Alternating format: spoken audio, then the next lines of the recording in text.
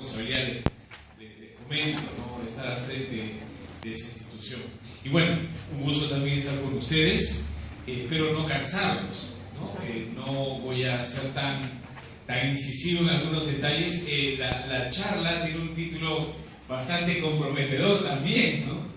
Sí, en realidad, en síntesis, de lo que se trata es de hablar del reinado de Cristo. También hace un momento hemos escuchado ya algunos detalles respecto de la fiesta que tenemos en algunas semanas, la fiesta de la Gran Solemnidad de Cristo Rey, con la cual se cierra, como también hemos escuchado en la liturgia. Y bien, espero no cansarles, repito. Es para iniciar, no sé si se ve hasta atrás, hay pocas letras, hay unos gráficos muy sencillos, pero estamos hablando de una imagen antigua, una imagen oriental. No sé si alguno de ustedes de repente tiene un conocimiento más de la historia del arte, ¿no? Y fíjense ustedes, estamos hablando de un Cristo reinante, ¿verdad? Que está en una bóveda de una iglesia antigua, que está agarrando precisamente, fíjense ustedes, un texto. Es muy interesante porque estamos hablando de un Cristo que, miren ustedes, está enseñando algo. Está enseñando a fin de cuentas la verdad. Y es un texto, es un gráfico que tiene otros matices, pero me sirve para darnos cuenta de aquello que va a ser el centro precisamente del gobierno, vamos a decirlo así, de Cristo. Precisamente se refiere a la verdad. Bien, disculpen si me muevo un poquito, para también. Bien, entonces, es curioso también porque varias de los textos y los detalles que ya han anunciado los vamos a decir en la charla. Y por eso entonces cuando hablábamos del reinado de Cristo, yo quisiera que cojamos este texto que se encuentra aquí, en el capítulo 18 del Evangelio según San Juan. No es necesario abrir sus Biblias, de repente alguno lo ha traído, pero se encuentra aquí el texto y hemos señalado algunos detalles. De repente también a alguno de ustedes se les hace conocida esta imagen. Mira, escucha, yo estoy filmando, tú nomás enfoca, sí, enfoca, siéntate aquí. Me parece que la estrenaron el año 2002. Sí, siéntate, mejor, y lo enfocas nomás, enfocas al parecido. Ya, sigo yo con eso. Donde él vaya, tú lo enfocas. Donde él vaya, tú lo enfocas. Ya, está Un bien. diálogo bastante sencillo y bastante intenso. Si ustedes tienen ocasión después de profundizar el Evangelio según San Juan, se darán cuenta que la parte más importante de la pasión es esa entrevista, ese diálogo que tiene Jesús con Pilato. Hay algunos detalles muy importantes que hay aquí en este texto. Y entonces lo vamos a leer. Dice así: Pilato se encuentra con Jesús y entonces dice, después Pilato le pregunta, ¿eres rey? ¿No? ¿Qué has hecho? Y entonces, después de un momento determinado en que Pilato le pregunta a Jesús, ¿de dónde eres rey? Jesús le dice, esto lo dices porque te lo ha dicho alguien. Y entonces Pilato, oye, tu gente me ha traído aquí. Entonces Jesús empieza un pequeño discurso. Dice, mi reino no es de este mundo. ¿Pilato es un reino? No es un rey. ¿Pertenece a un reino? Sí. Pilato, más bien, a fin de cuentas, en el Evangelio según San Juan, es el representante de ningún rey ni nada. La autoridad es otra incluso. Pero Pilato es representante de un poder, del poder humano, del poder terreno.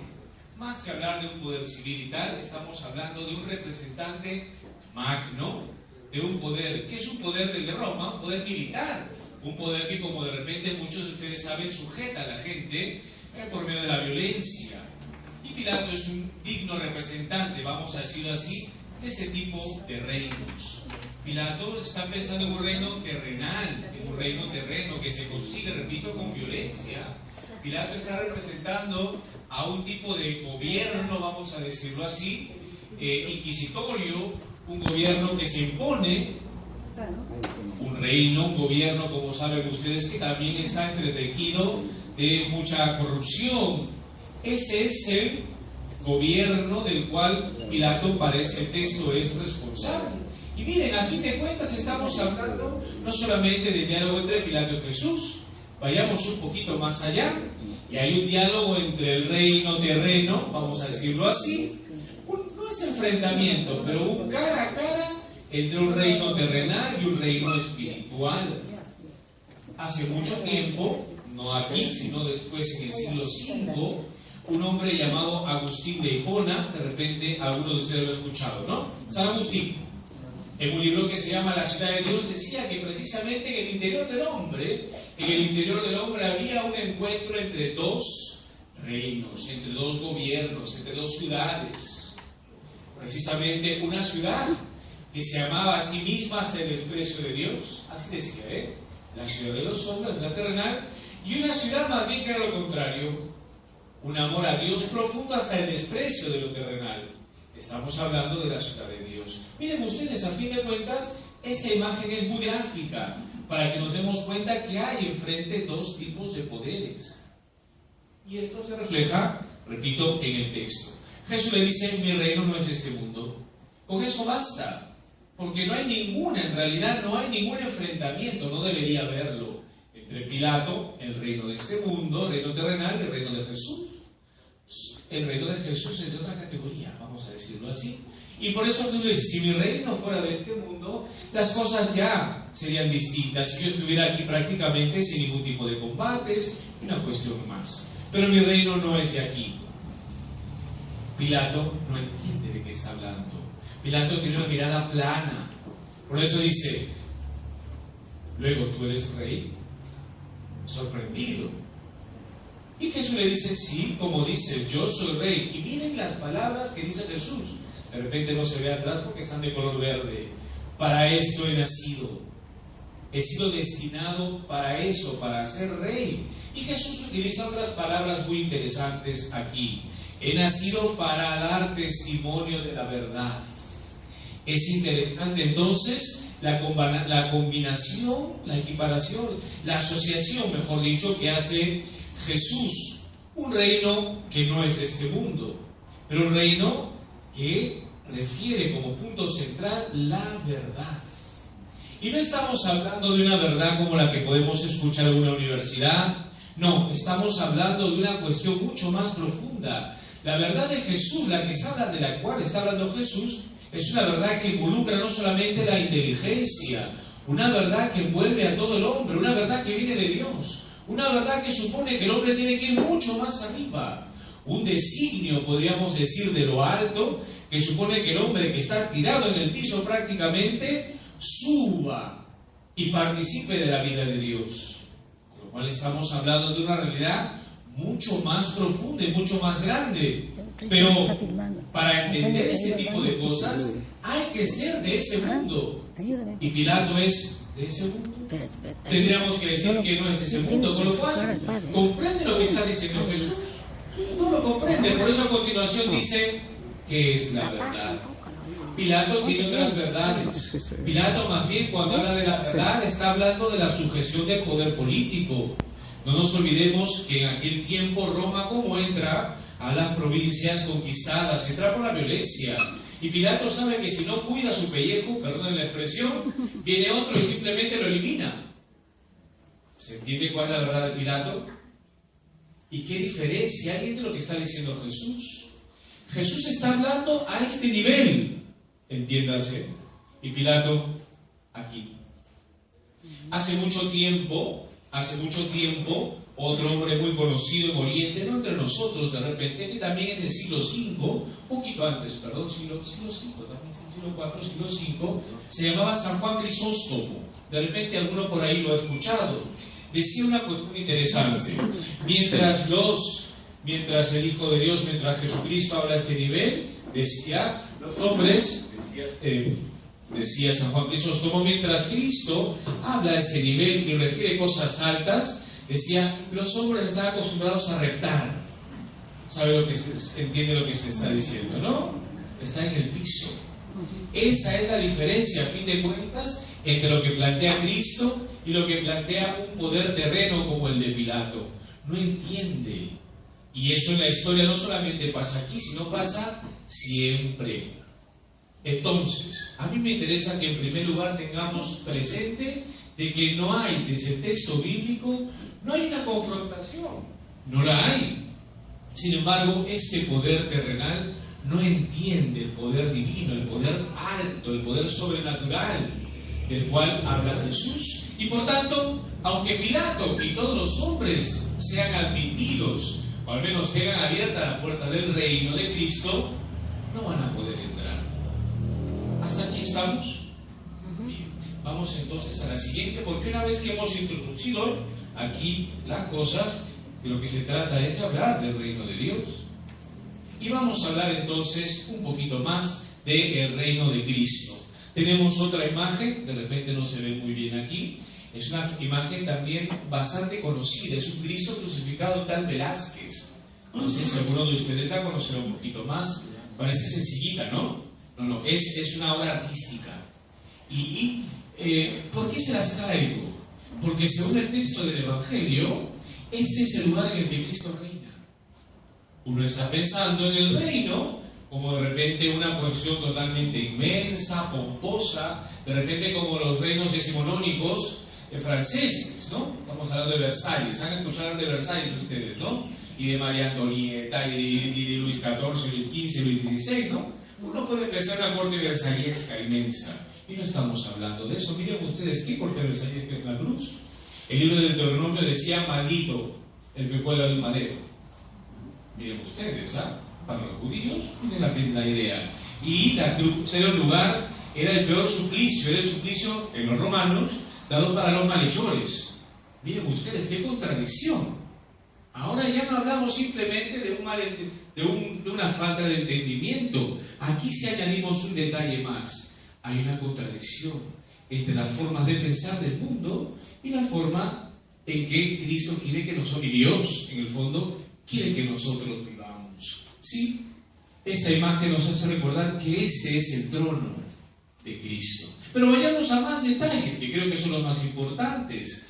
Decir que Cristo es Rey supone, antes de lo que está allí, supone hablar, estimados amigos, supone hablar de un reino que no es de Cristo en realidad, es un reino de Dios, el reino de Dios. Y si ustedes de repente tienen algún concepto, si no, no se preocupen, de repente algunos de ustedes tienen alguna idea, en el Antiguo Testamento ya se hablaba en cierto sentido de un reino que no se sabe cómo es, y que más bien desde Cristo ya tiene un poquito de forma. No estamos hablando, como se dan cuenta ustedes, de un reinado terrenal, político. Algunos judíos del tiempo de Jesús pensaban que el reino iba a ser una realidad terrenal, política, majestuosa, militar incluso. ¿Sí? Próspera, claro. Pero no, por eso no entienden a Jesús, claro. Pero no, el reinado de Dios, que se concreta con Cristo Rey, es un reinado, como hemos señalado, espiritual. Va mucho más allá. Y por eso, decir que Cristo es Rey, aquí sí vamos, supone decir que Él ha instaurado una presencia especial de Dios en medio del mundo.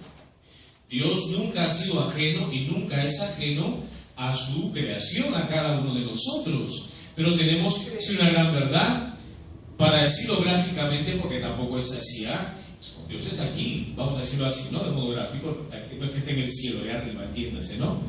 Y la criatura y la creación está aquí, ¿no es cierto? Hay una diferencia abismal entre Dios y lo creado y la criatura y toda la creación, el universo en cierto sentido, ¿de acuerdo?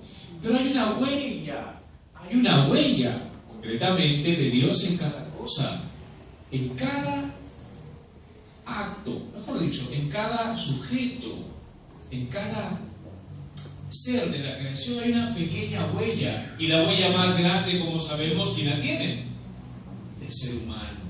Génesis 1, el Señor Dios hizo al hombre a su imagen y semejanza, con lo cual la huella más grande y más profunda, que no la tiene ni el perrito que a veces sacamos, ni el monito, ni siquiera lo tiene el canarito, por decirlo así en general, pero ellos no tienen la huella.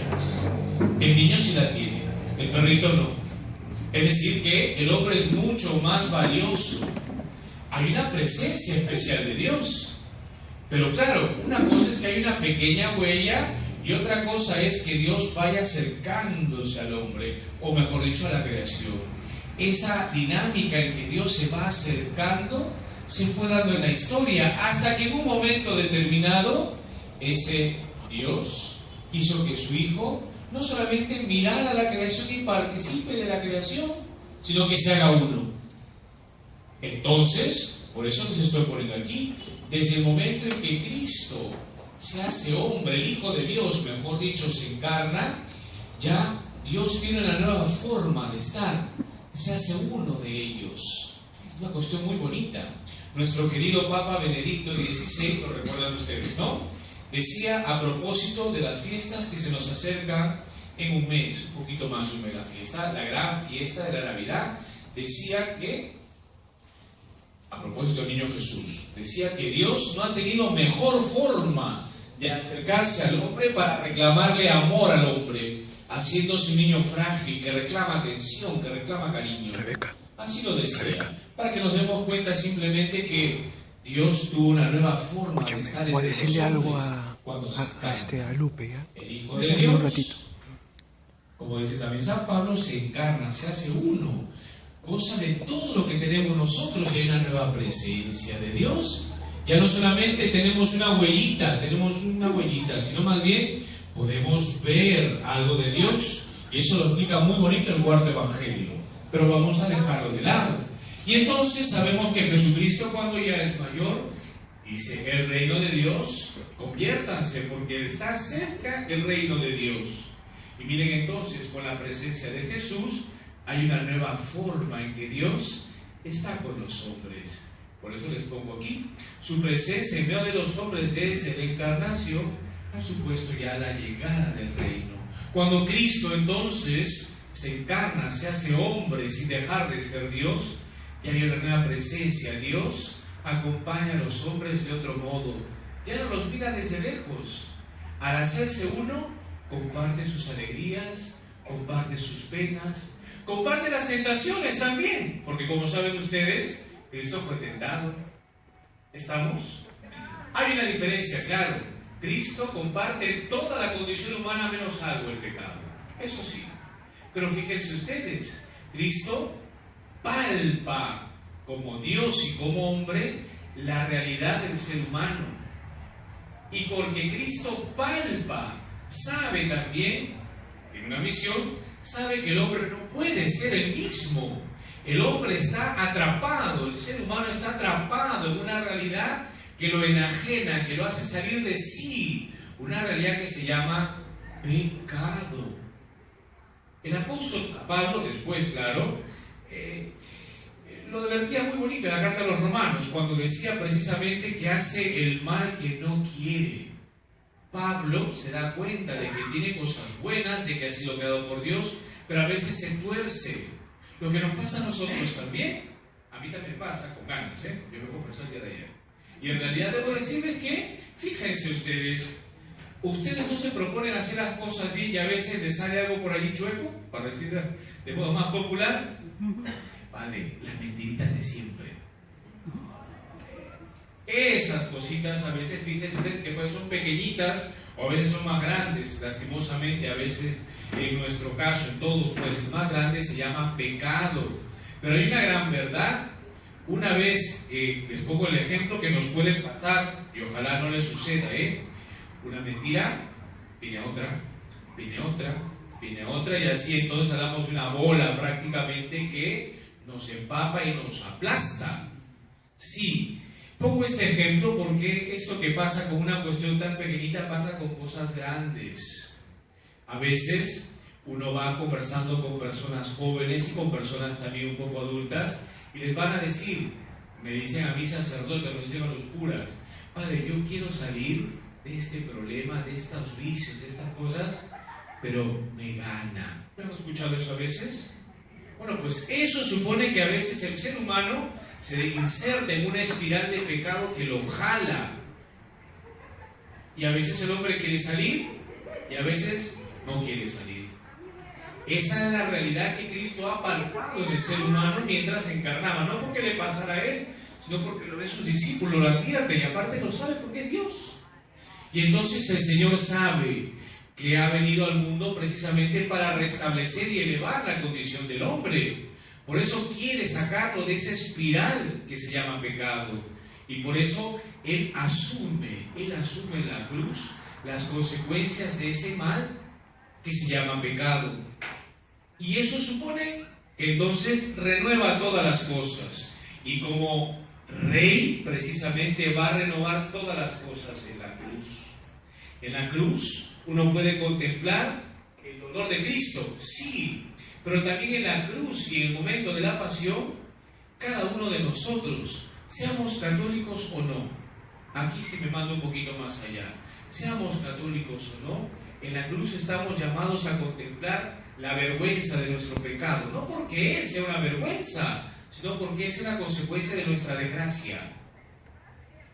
Y uno se pregunta detrás, ¿por qué hace eso Dios? ¿Por qué hace eso el Hijo de Dios? ¿Por qué es capaz de morir? ¿Por qué es capaz de entregarse totalmente para que el hombre restablezca ese corazón dividido? Y la respuesta es muy clara, porque ama. Porque ama. No con un amor humano, que a veces es un amor interesado. A veces, ojalá que no les pase a ustedes, ¿ah? Perdón si me pongo aquí de consejero también, pero a veces el papá a veces da muchas cosas al hijo para que después cuando sea viejo me atienda, ¿no? A veces escuchamos eso, ¿no? Es triste, yo ayudo a mis nietos porque cuando yo sea viejo me van a llevar a mí con el carrito. ¿Cuántas cosas no escuchamos, no? Ese es un amor interesado, ¿ah?